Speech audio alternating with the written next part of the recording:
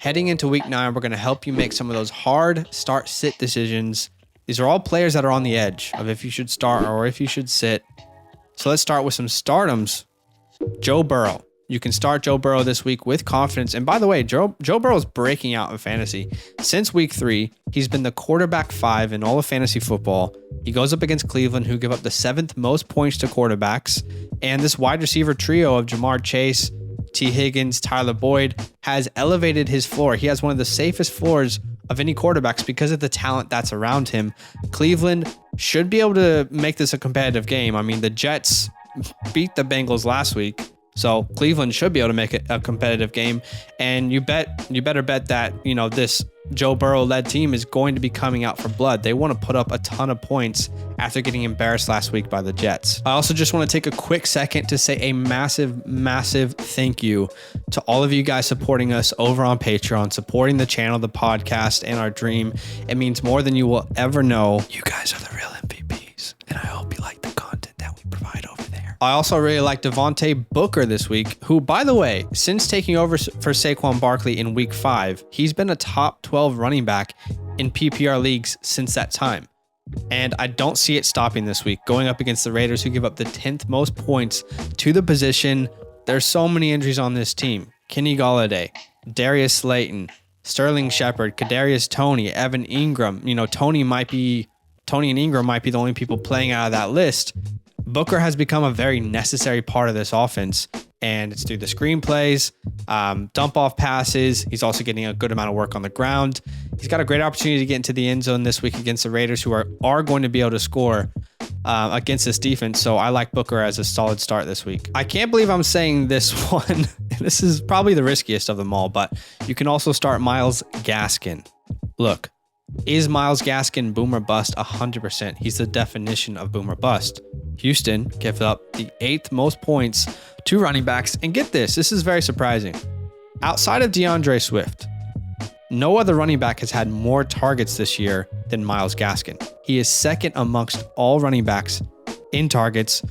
I don't see that stopping now that Tua's there. He's only gotten more targets with Tua.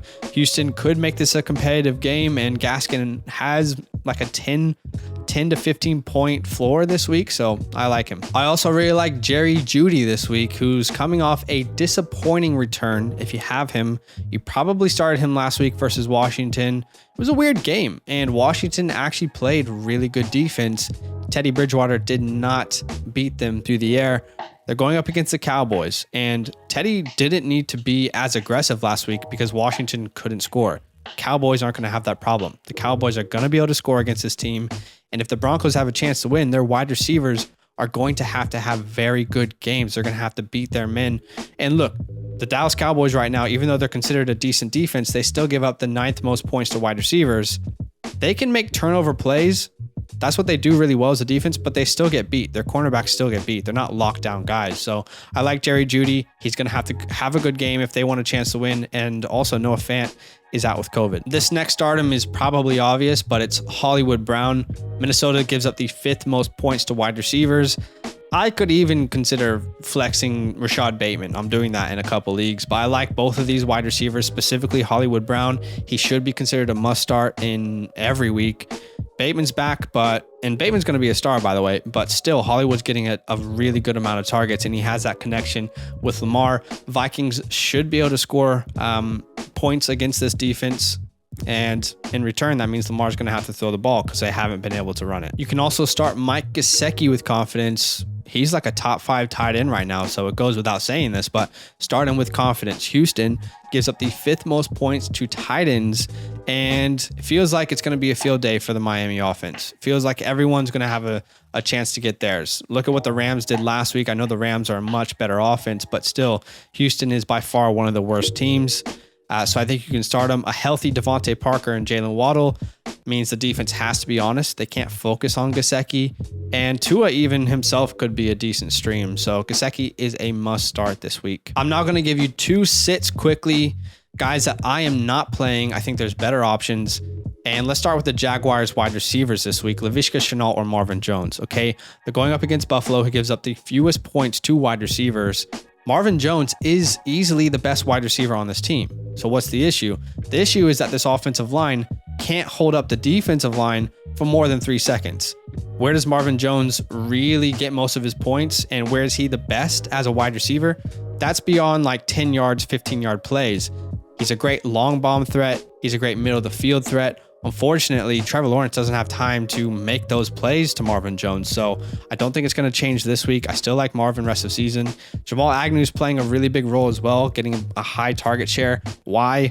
Who knows? But I mean, this week, I'm not looking to start any wide receiver in Jacksonville. And the last sit of this week, which is back-to-back, Mike Davis. It's not Mike Davis's job anymore. It is Cordero Patterson's, and he should have this job. He's proven that it's his job.